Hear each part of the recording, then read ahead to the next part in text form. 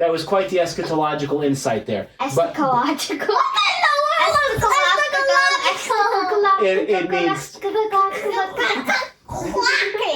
Clacky. Welcome to Bedtime Bible Stories. Today we're reading Matthew chapter 8, verses 1 through 17. Daddy, what are we reading tonight? We are reading Matthew chapter 8. And I see that Olivia has brought a Dr. Bear here. This is Butter, and she's a doctor, and she has all her medical stuff right here, but we're not going to use that right now. I see. So we're going to read about Dr. Jesus tonight. He's going to do some healings. He's not a doctor. He's the Messiah. Well, he is the Messiah, but he's also going to heal some people, just like doctors work on. So Jesus has just finished the Sermon on the Mount, right? He's told everyone this is the way the kingdom of God is going to work. So Jesus came down from the mountain with the cheers of the crowd still ringing in his ear. Then a leper appeared. You guys know what a leper is? Yeah, somebody who can't talk, or not can't talk. Somebody who can't go near people because they're covered in spots, like her. And bandages, also like her. She's a leopard. Yeah. Not leopard, leper. Well, she also is a leopard. She's a leopard. Well, a leper is a person with leprosy, and leprosy was a terrible skin disease that if you caught it, there was no cure back then. And what would happen is eventually it would rot you to bits, and your fingers would fall off, and all kinds of terrible things. So when a person with leprosy came around, they would be covered with bandages, and they would look really gross, and everyone would have to scream, "Unclean, unclean, get away!" Because if you got too close to them, you might get the disease. So a leper appeared. All right, which was pretty lepers weren't supposed to be around other people. A leper showed up, and he went to his knees in front of Jesus, praying, "Master, if you want to, you can heal my body." Well, Jesus reached out and touched him. Were you supposed to touch lepers? Nope. No. He touched him and said, "I want to. Be clean." Then and there, all signs of the leprosy were gone. Jesus said, "Now don't talk about this all over town. Just quietly present your healed body to the priest along with the appropriate sacrifices. Your cleansed and grateful life, not your words, will bear witness to what I've done." Did you guys notice this now? So Jesus, listen now, Jesus just healed somebody, and he said to them, "Make sure you go and tell all your friends that I healed you," right? No, he said, "Don't tell anybody." And why did he say that? I don't know. I'm interested in your life. I'm interested in your heart. So Jesus entered the village of Capernaum. As Jesus entered the village of Capernaum, a Roman captain came up in a panic. Remember, the Romans are friends or enemies? Enemies! Right. So Jesus just touched a leper, which you're not supposed to do, and healed him. He was stronger than leprosy. Then one of Israel's enemies shows up, a Roman captain. He came up in a panic, and he said, "Master, my servant is sick, and he can't walk. He's in terrible pain." And Jesus said, "Well, you're a Roman, so I'm not going to come help you because I'm here for the Israelites." Nope. What did he say? He's here for every single person. Master. He says, "I'll come and heal him." Okay. Well, that was nice. But the captain said, "Oh, no. He said, "I don't want to put you in all that trouble." He said, "You just give the order, and I know my servant will be fine. You see, I'm a man who takes orders and gives orders. I tell this one soldier, 'You go,' and he goes, and to another one, 'Come here,' and he comes, and to my slave, 'Do this,' and he does it." Well, Jesus was taken aback. He said, "I haven't yet come across this kind of simple trust or faith in Israel.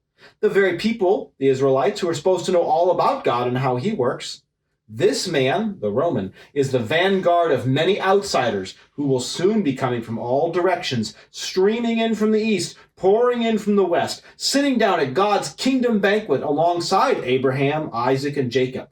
And then those who grew up in the faith but didn't have any faith themselves will find themselves out in the cold, outsiders to grace, and wondering what had happened."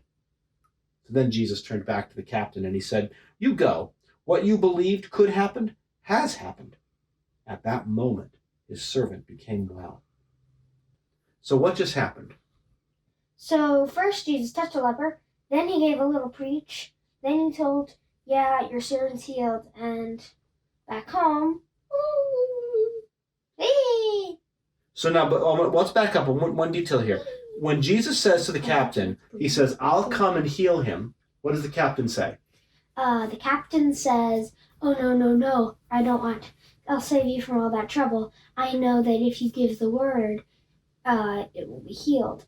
And I am a person who gives orders and takes orders. If I tell my man go there, he goes. If I tell my man come here, he comes. If I tell my servant do this, he does it. So I know that you will heal my servant without coming. So please." And Jesus was so taken aback by his faith, he preached a mini sermon. And then he said go. And then back at the house, everyone was hiccups. Everyone was mourning. And then he's like, "Ayo! Yay! Very good. It's funny. It's funny. Okay, well, let me ask a question. Ethan, I'm going to ask you. Why did it impress Jesus that the captain understood how orders were given and taken? Because he had the kind of faith Jesus hadn't seen yet. And he wasn't even an Israelite. Yeah. And he's been all over Israel. So it was a pretty big moment for Jesus. What can we learn about faith and about God's authority from this story?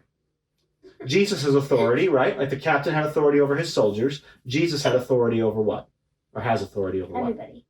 Every single thing in the world, even everything bad, and God's ultimate mission, destroy Satan, which That's will right. ultimately destroy everything bad, and all of earth will be lifted up into heaven, and then there will be final judgment.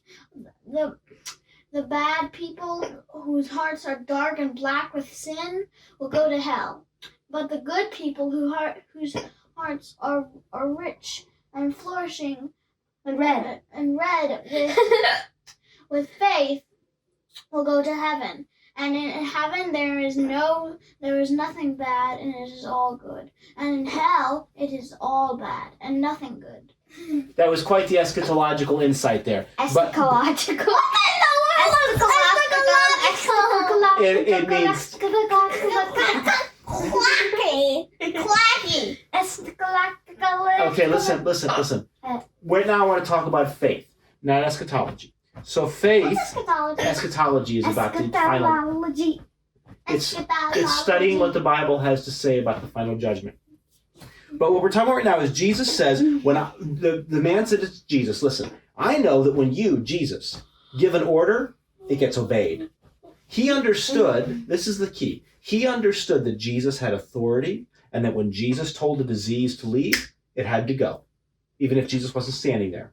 And so that was faith, that was confidence. He said, I know that if Jesus gives this order, my servant's going to be healed. I'm not worried about it. I'm not afraid. I'm not going to pull Jesus along and say, well, now I want to really make sure it really happens. He said, I know that if you say it, it'll happen. And Jesus said, now that's faith, because you know that when God speaks, it's going to come to pass.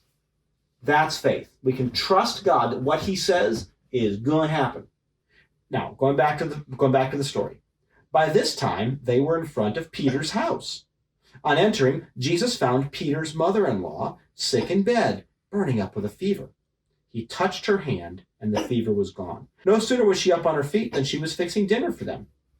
Now that evening, a lot of demon-afflicted people were brought to him, and he relieved all of them. He cured the bodily ill, and he fulfilled Isaiah's well-known sermon. Again, another one of these prophecies. Remember, Matthew's always pointing us back to the prophecy. And Isaiah's prophecy said, he took our illnesses and he carried our diseases. So remember, Matthew is writing this book principally for the Jewish people, showing them that Jesus is their Messiah. And then he put this story in that we just read a minute ago about how Jesus is also for the Gentiles. And that's a pretty big deal. He's saying this isn't just for you guys, it's actually for the whole world. And that's what Jesus is saying. So then Matthew's going on and he's showing us Jesus is fulfilling the prophecies. He's doing it. He's going. All right. So I think we're going to stop there tonight. That's halfway through chapter 8. And we will pick up next time with chapter 8. Good night, everybody. Yeah. Thanks for watching Bedtime Bible Stories. If you want to watch more, like, subscribe, and hit that notification bell.